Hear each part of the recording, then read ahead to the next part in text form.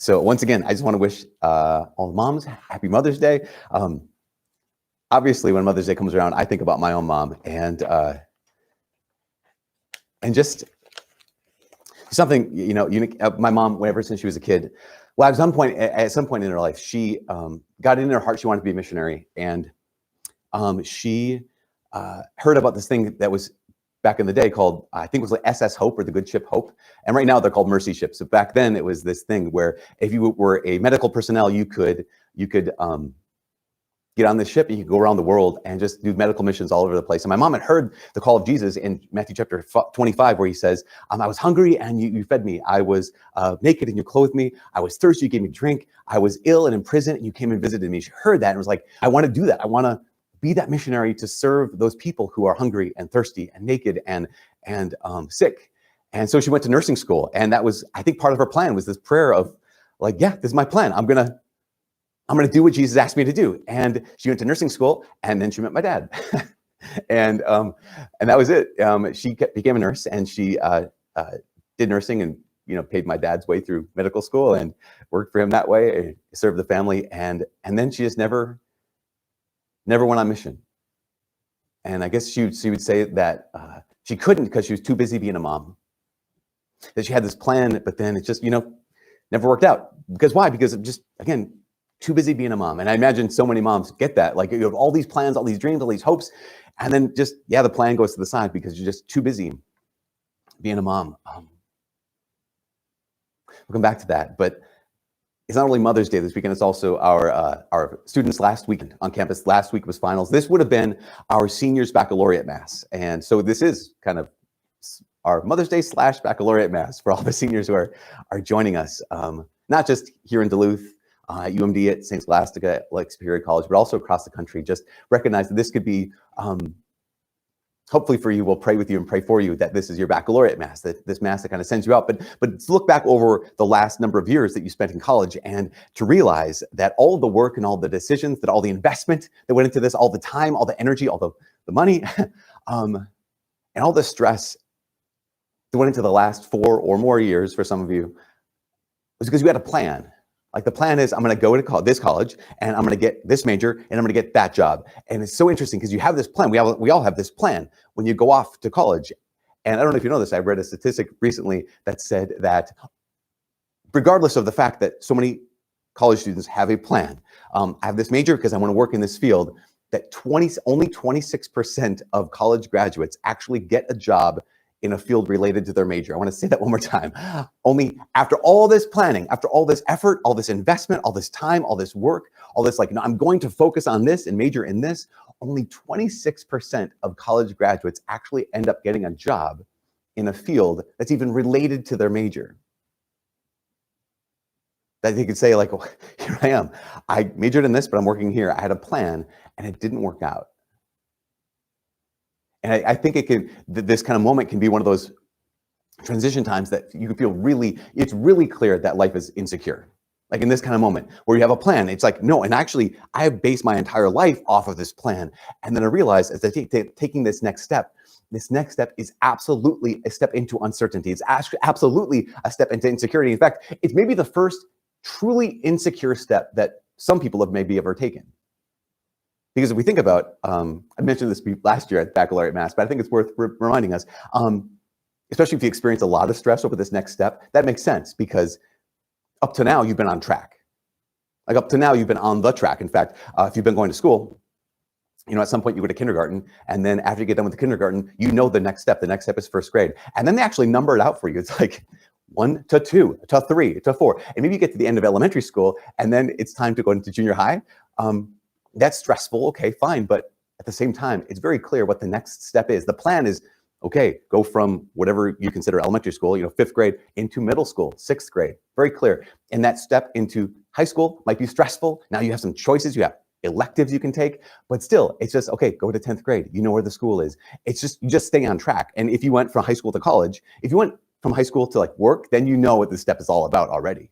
If you went from high school right into the labor force, you know exactly. It's like, okay, the track is done. And now it's just, there's no more track. It's just all insecurity. It's all uncertainty. Because you go to college, still on track. You have to choose things, or again, stressful, but now you're done.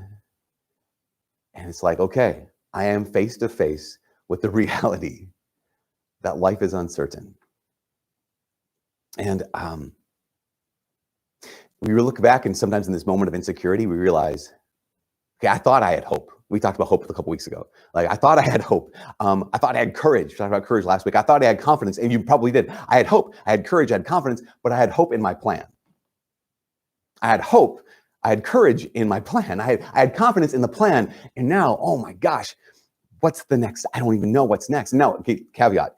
It is good to plan, like so good to plan. We talked about this last weekend as well. We need to prepare for the future. We need to have what we call is forethought, right? We need to think about the future. We need to think about the plan. We need to ask the question, okay, God, where is it you want me to go? We need to have forethought. But no matter how much forethought we have, we cannot have foresight.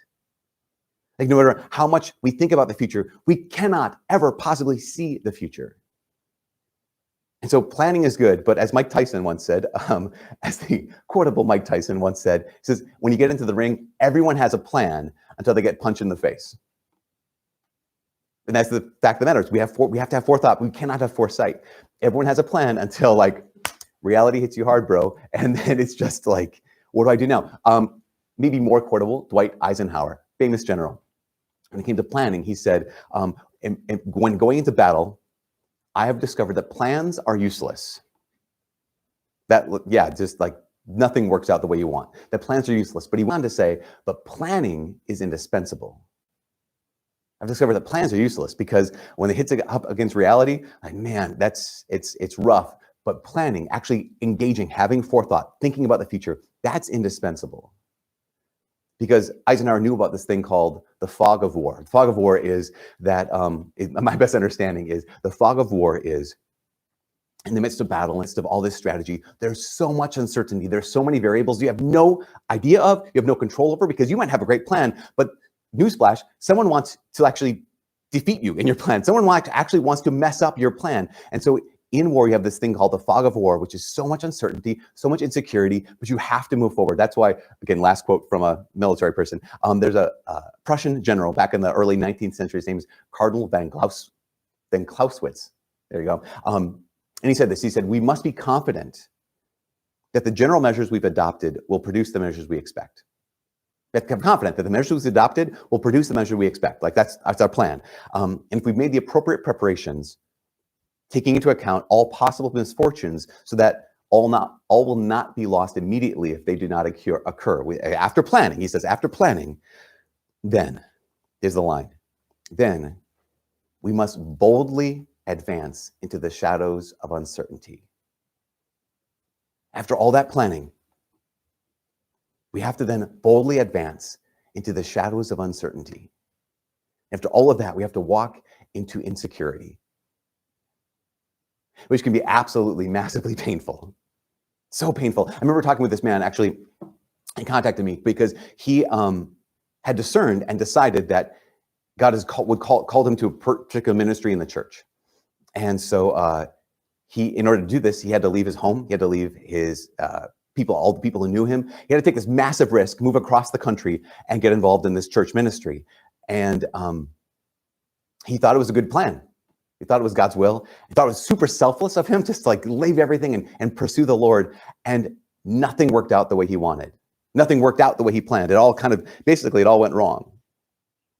And he asked me, he's like, what, did I discern wrong? Like, was that the wrong decision? And it's so important for us to realize that just because the original plan didn't work out the way we wanted to, didn't mean it was the wrong plan. Or just because the original plan didn't work out the way we thought it would, didn't mean it was the wrong decision. This is true for every one of us. Just because my original plan failed didn't mean taking that step was the wrong step. Because maybe where you thought God was going to plant you was maybe the place where he was just bringing you to purify you.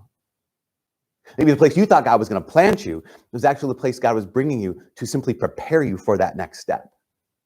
Maybe what you thought would be like, no, this is God's plan. I signed up for this. And he says, okay, then you took that step to sign up for this. Here's actually where I really want you. That's in the first reading today, Acts chapter 6. You have Stephen, right? You have the early church. And Stephen's part of the first deacon class of the church. And what it describes is the apostles, and they realize there's so much stuff to do in the early church that they need to not only preach the word, they also need to heal people. They also need to take care of the sick. There's vulnerable, how easy for me to say, vulnerable people in the church that they're like, we need to take care of these people. We don't have the time. And so the apostles selected these 7 men and said, okay, well, we go preach. What your job is, we're going to consecrate you, we're going to invite you, we're going to ordain you to serve these poor people, to serve the vulnerable among us, basically be servants of the servants of God. And so among them was Stephen. Imagine Stephen discerning this, like, yeah, I've discerned this, they've called me, I'm going to decide, I'll be a deacon. And the very next thing we see Stephen do, right after his, or the next time we see Stephen, is he's in the temple preaching, like he's proclaiming the word. In fact, all of chapter 7 is Stephen preaching the word. Like, and imagine that Stephen is being called upon, like, no. Imagine Stephen going like, listen, I'm not called to preach the word. I was ordained for a specific purpose. I was ordained to serve. In fact, that's a good thing. That's what Jesus did, right? Jesus at the Last Supper, Stephen heard the stories. Jesus at the Last Supper took off his outer garments, got down on his hands and knees, and he washed the disciples' feet. And Jesus said, I did not come to serve, but to be served, but to serve. And here's Stephen like, no, I'm not going to lord it over him. I'm not here to teach. I'm here simply to serve. And the apostles and the Lord are like, okay, you were ordained for this, but actually you're called to that. And you didn't discern wrongly, and you didn't decide incorrectly. Where you thought God would plant you, he was simply preparing you to preach. Now, of course, what that led him to was to be martyred. By the end of chapter 7, Stephen has become the first martyr in the early church. And that wasn't the plan. That wasn't the plan. I'm guessing that it was not on Stephen's radar, part of Stephen's plan, that when the apostles asked him if he would be willing to lead the local soup kitchen, that would end up leading to his death. But just because the original plan changed does not mean that it was wrong. And just because you discerned and decided does not mean that you're done. Just because you discerned and decided on a plan does not mean you're done. Because life, following Christ, is not about having a plan. It's not about living out a plan. It's about the process of becoming. And following Christ, again, it's not about living on a certain plan. It's about the process of becoming. One of my heroes is a man named Father Walter Ciszek. Some of you have heard me talk about him 1,000 times because he's one of my heroes. And Father Ciszek, normal guy in the early part of the last century here in the United States. Went to school like normal guys. He played football like normal people. At one point, though, he recognized his call to be a priest. And so he took that courage and went to seminary. This is the plan. I'm going to be a priest here in my local diocese here in the United States. But at one point, the Holy Father, the Pope, had said, you know what, we need priests who are willing to be missionary priests. And not only missionary priests, we need them to be missionary priests to Russia, communist Russia at the time, that was atheist and communistic regime. And so Father Walter Ciszek said, okay, that's what I'll do. He discerned priesthood, and he discerned, I'm going to be a missionary priest. He discerned, I'll be a missionary priest in Russia. And he went and did all that training. His whole plan was, I'm going to get into Russia and I'm going to bring the gospel there. So he gets ordained and he gets sent to Poland, and he has to try to find a way into Russia from Poland, but he can't get past all the guards and all the security and all these things. And then Russia invades Poland, and Father Ciszek realizes, okay, I'm kind of in Russia now. And he's like, okay, now is when I can live out this plan. But what happened was, after 2 weeks of being undercover missionary in communist-occupied Poland, he got captured. And here's Father Cizek's plan. If I'm captured, I will be faithful to the Lord. If I'm captured, I will be unbreakable. If I'm captured, they will never be able to strip my faith away from me. But after a year of solitary confinement, after a year of every single day being interrogated by those Russian agents, Father Ciszek was broken.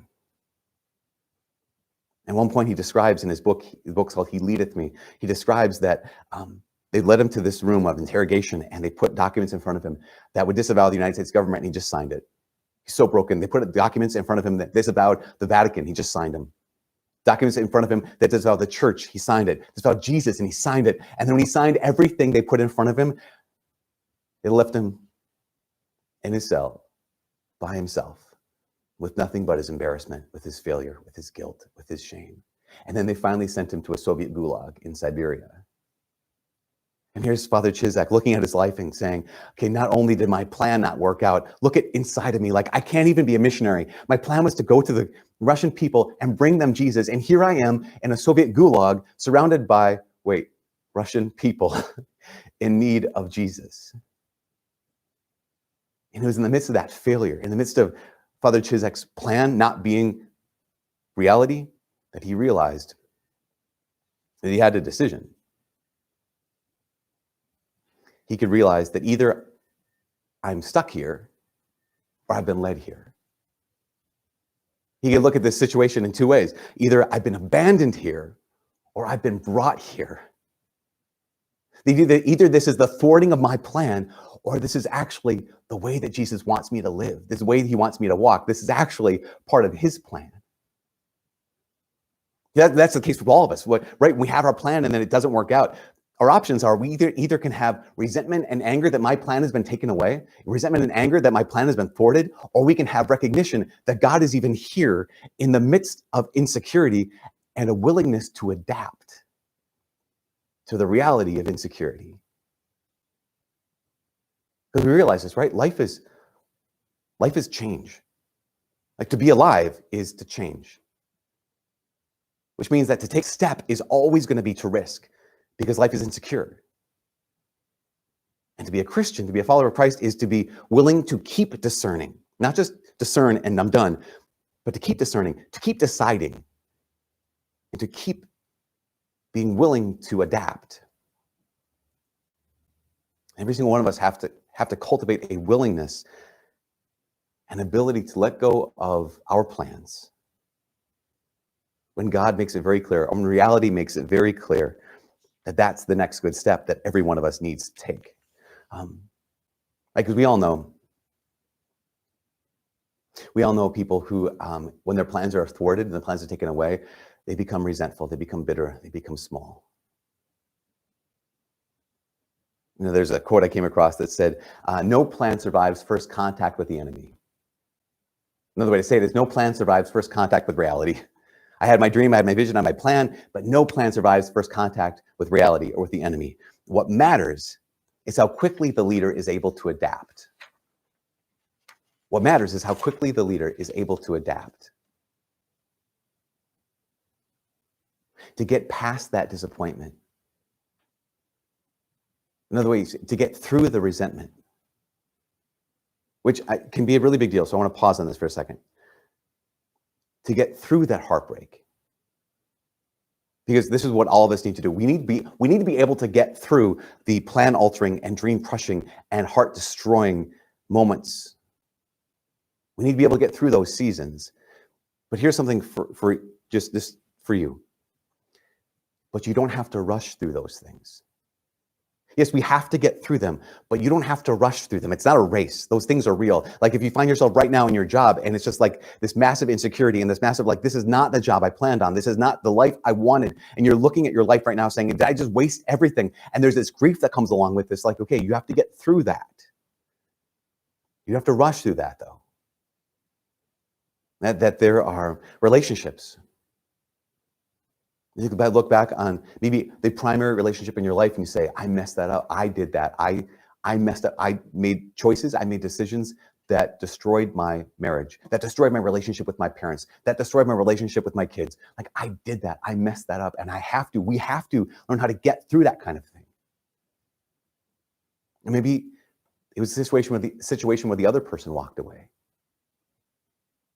And this person that had promised you their entire life said, I take it back. And they messed up the plan. Again, it's Mother's Day. These moms, too many of you moms know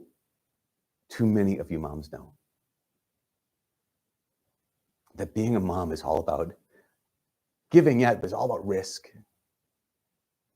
Like you risk your heart every day just to be a mom, to be a parent. Because you know the insecurity, the uncertainty of life, you realize that this person, these people that have given you your greatest joy and greatest hope also can give you your greatest heartbreak. And too many of you moms know exactly what it's like to have your kids be taken away too soon.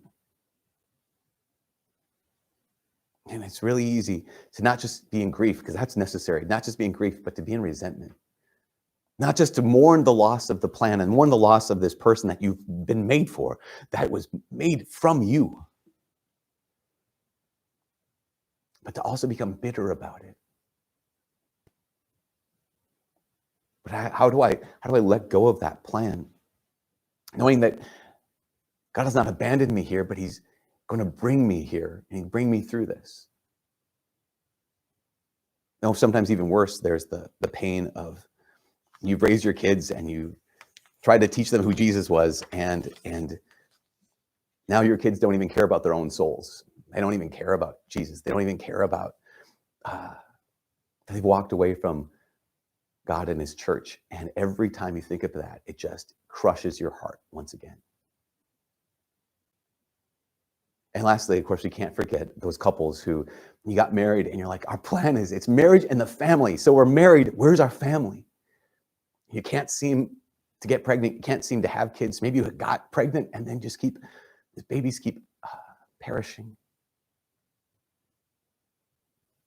Or the person, the single person who's just like, through your life, all your friends, they get married, they find someone, your family members, they find someone, they get married, and you're waiting for this to happen to you. And that was your hope, and that was your plan, and that was the thing you counted on, and it just hasn't happened to you. Like, what do we do in the midst of that? How do we get through this? How do we get through this insecurity? How do we get through this uncertainty? How do we get through this grief? How do we boldly advance into the shadows of uncertainty? Especially when we don't know the plan. Especially when we're like, okay, God, I don't know the way forward. I had my plan and it's gone. How do I move forward? I don't know the way, and that's what we hear St. Thomas, right?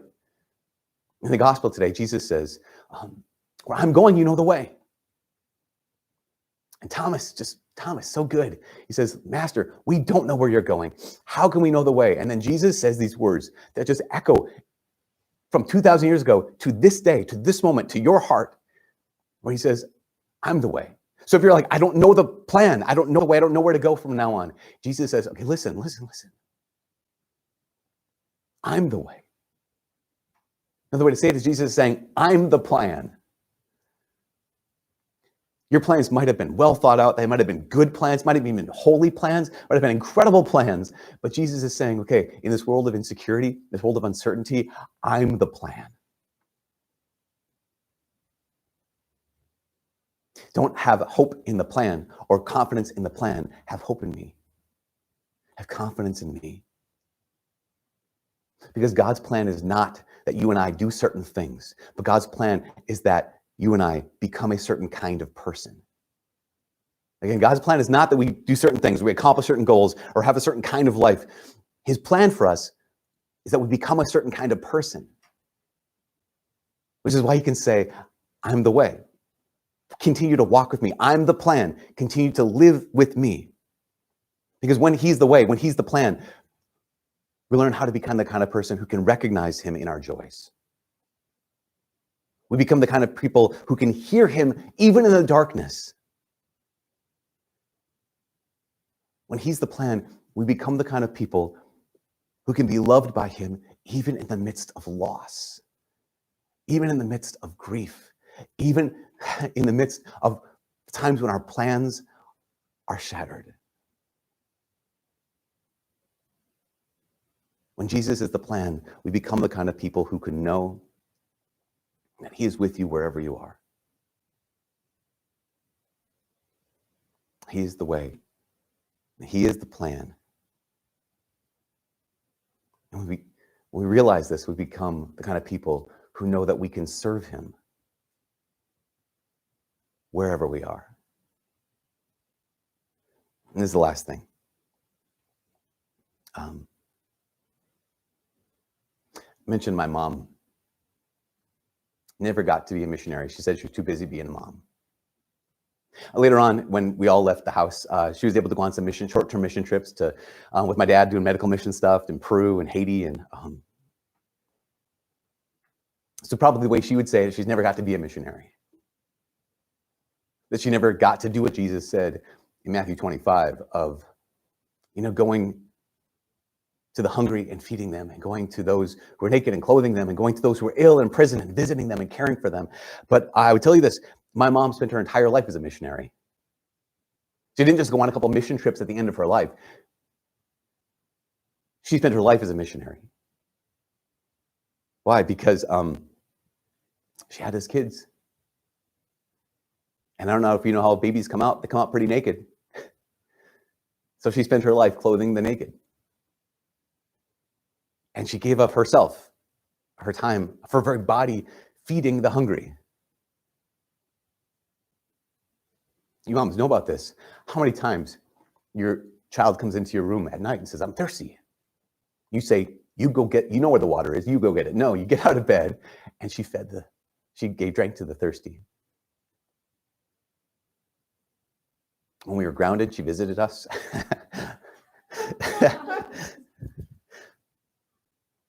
But that's what it is, right?